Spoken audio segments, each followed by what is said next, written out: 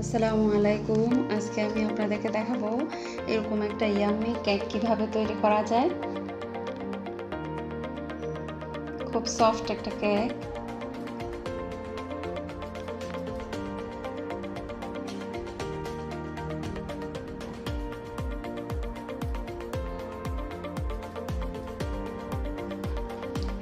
আমি কেকটি এভাবে পরিবেশন করলাম।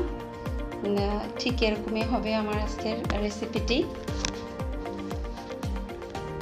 তো আমি এখানে একটি ননস্টিক পাত্র নিলাম এবং চুলার আঁচটা খুব হালকা করে 10 মিনিট রেখে দেব।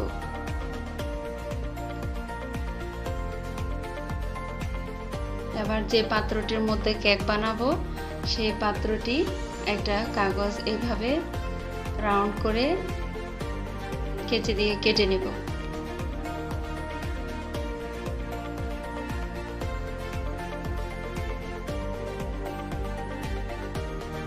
এবার পাত্রটির চারপাশে যে কাগজ দিব সেটা কেটে নেব।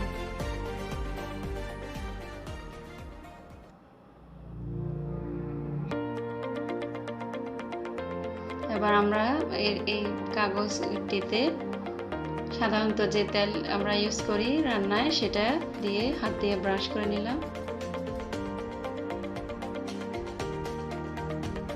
এবার পাত্রটি রেডি করা হয়ে গেল, কেকের পাত্রটি। এখন আমরা এখানে 2 চামচ ফুল ক্রিম দুধ নিলাম। এখানে হালকা গরম পানি দিয়ে দুধটা মিক্স করে নেব।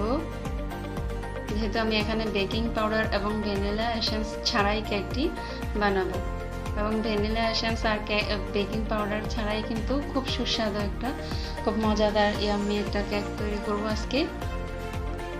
তো এখানে আমি 1 চামচ এবং আর আধা চামচ রান্নার যে তেলটা আছে সেটা ইউজ করলাম, সয়াবিন তেল। সেটা দিয়ে ভালোভাবে একটু নেড়ে চেড়ে দেব, দিয়ে এটা চুলার পাশে রেখে দেব, কেননা এই মিশ্রণটি ঠান্ডা রাখা যাবে না, হালকা গরম হতে হবে। এখন আমি এখানে 3টি ডিম নিব। ডিমের সাদা অংশ থেকে কুসুমটা আলাদা করে নেব।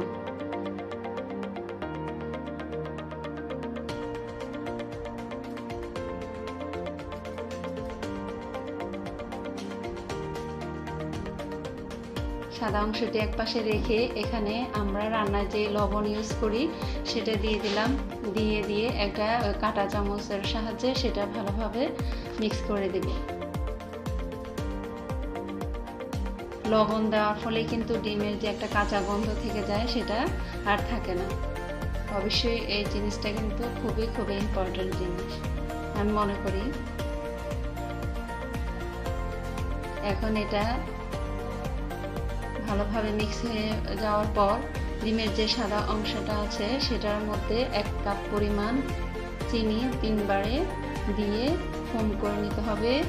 খুব ভালোভাবে কিন্তু ফোম করতে হবে। ফোমটা যত সুন্দর হবে, মিহি হবে, এবং আমি যেভাবে দেখাবো শেষ পর্যন্ত ফোমের পজিশনটা সাদা অংশে ঠিক এরকমই হতে হবে। চিনিটা কিন্তু অল্প অল্প করে দিতে হবে।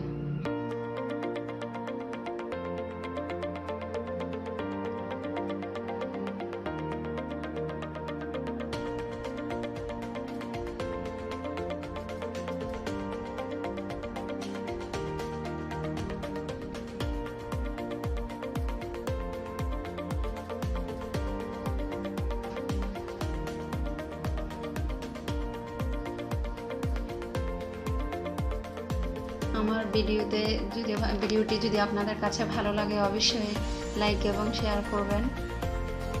আর আমার একটা ফেসবুক পেজ আছে, কুকিং অ্যান্ড ইটিং, একটা চ্যানেল আছে রেহানাস কুকিং কালেকশন, অবশ্যই সবাই সাবস্ক্রাইব করবেন। এখন এরকম দেখানোর ফলে কিন্তু মিশ্রণটি হয়নি, আরও ভালো করে করতে হবে। আরও 5 মিনিট এভাবে করে নিতে হবে ফোমটা।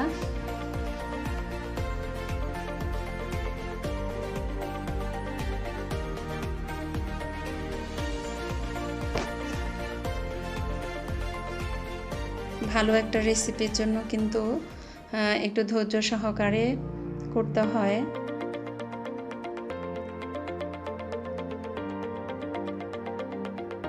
যখন ফোমটা এরকম স্টিক থেকে, কেকের যে স্টিকগুলো আছে কেকের মেশিনের, সেই স্টিক থেকে যেন না পড়ে। এখন আমি এখানে আমার যে ফোমের কাজটুকু ছিল সেটা কিন্তু খুব ভালোভাবে হয়ে গিয়েছে। এখন আমি ডিমের যে সাদা অংশ, ডিমের যে কুসুমগুলো রেখে দিয়েছি লবণ দিয়ে মিক্স করে, সেগুলো এখানে ঢেলে দিলাম সাদা অংশের মধ্যে, ফোমের মধ্যে। এখন এগুলো দেওয়ার পরে একটা চামচ দিয়ে এগুলো মিক্স করে নিব। এখন কিন্তু কেকের মেশিন ইউজ করা যাবে না, কেক তৈরি করার যে মেশিনটা আছে সেটা এখন কিন্তু চামচের সাহায্যে সেটা করে নিতে হবে। করার পর 1 মিনিট থেকে 2 মিনিট এরকম করার পরে তারপরেই কেকের মেশিনটি আবার ফোম করে নিতে হবে কেকের মেশিনটি দিয়ে।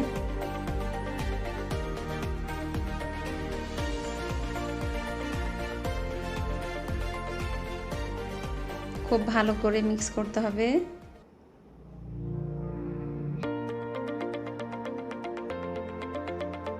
এখন আমরা যে দুধের যে লিকুইডটি আমরা তৈরি করে রেখেছিলাম চুলার পাশে, সেটা থেকে এখানের যে কেকের মিশ্রণটা আমি তৈরি করেছি, এটা কিন্তু আলাদা বাটিতে দুধটা নিয়ে, এবং সেখান থেকে কিছু অংশ দিতে হবে, সম্পূর্ণটুকু না, এবং কিছু অংশ দিয়ে একটা চামচের সাথে ভালোভাবে নেড়ে চেড়ে দিতে হবে। দুধের সাথে কেকের মিশ্রণটি খুব ভালো করে মিক্স করতে হবে।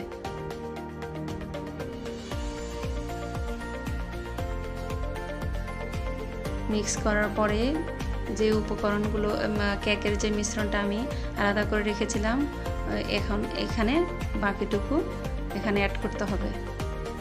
দুধ দেওয়ার পরে যেটা আমি মিক্স করে ফেলেছিলাম যে কেকের মিশ্রণটির সাথে, এখন পরের যে কেকের মিশ্রণটি আছে, এখন দুইটাই একই বাটিতে নিয়ে সেটা আবার চামচের সাহায্যে মিক্স করে দিব। এখন আমি 1 কাপ পরিমাণ ময়দা নিয়ে সেটা একটা চালনির সাহায্যে এভাবে চেলে দেব, দিয়ে খুব ভালোভাবে মিক্স করতে হবে। ময়দা যেন কোথাও জমাট বাঁধা না থাকে। খুব ভালোভাবে মিক্স হতে হবে ময়দাটা কেকের মিশ্রণের সাথে।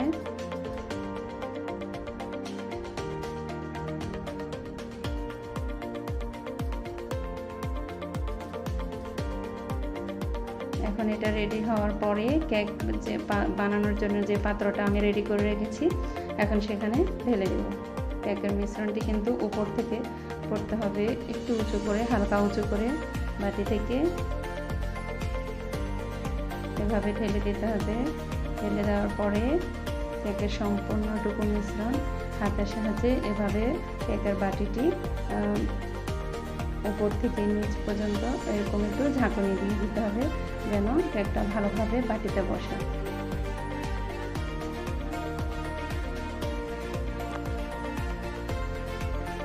এবং একটা পরিষ্কার টুথপিক দিয়ে এভাবে একটু ঘুরিয়ে দিতে হবে।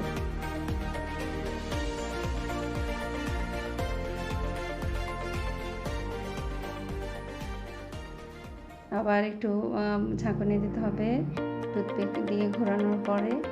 এখন চুলার মধ্যে আমি রেখে দিলাম এবং এটা একটা ঢাকনার সাহায্যে এখন ঢেকে দেব।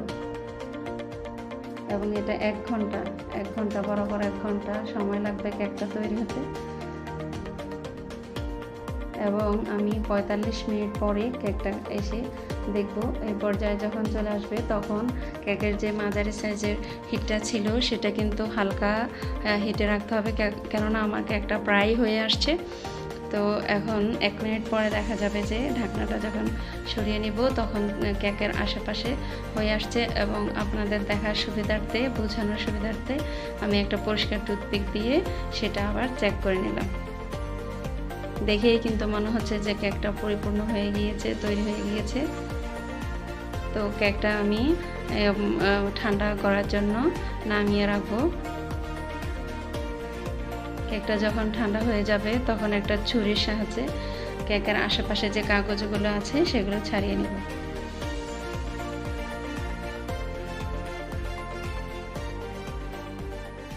কাজটা কিন্তু খুব সাবধানে করতে হবে, যে না হলে কেকের ডিজাইনটা নষ্ট হয়ে যাবে। আপনারা অবশ্যই এই কেকটা বাসায় তৈরি করবেন, আশা করি খুব ভালো একটা ফলাফল পাবেন।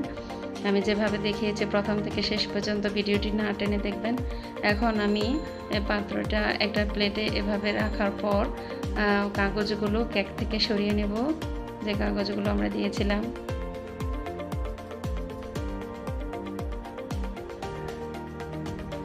মাশাআল্লাহ সুন্দর একটা কালার আসছে।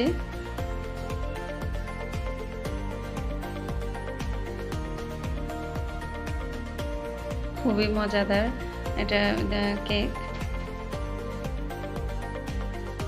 এবং আমি আপনাদের দেখানোর সুবিধার্থে কেকের ভিতরটা কেমন হয়েছে তা দেখালাম। মাশাআল্লাহ খুবই সুন্দর এবং খুবই মিহি হয়েছে।